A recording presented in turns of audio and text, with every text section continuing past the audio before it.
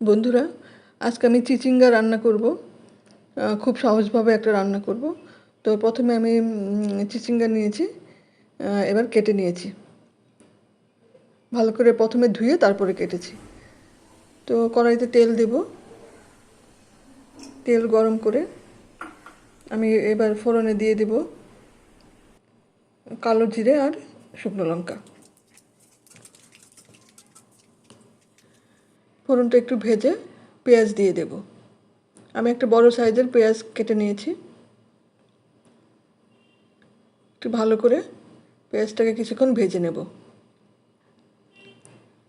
ভাজা হয়ে এসছে, এবার আমি কেটে রাখা চিচিঙ্গা দিয়ে দেব। একটু ভালো করে নেড়ে চেড়ে নেব। তারপর দিয়ে দিব পরিমাণ মতো নুন আর হলুদ গুঁড়ো।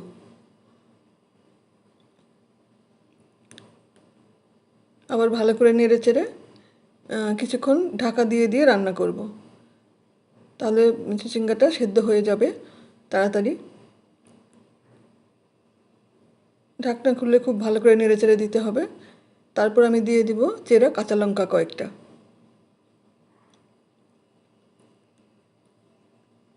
আবার ঢাকা দিয়ে কিছুক্ষণ রান্না করলাম, সেদ্ধ হয়ে এসছে প্রায়।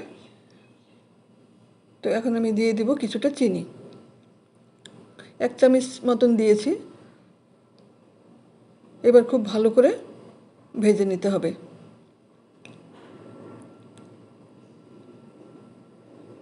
একটু ভালো সময় নিয়ে ভাজতে হবে, তাহলেই রেডি হয়ে যাবে চিচিঙ্গা ভাজা। এবার আমি সার্ভিং বলে বেড়ে নিয়েছি।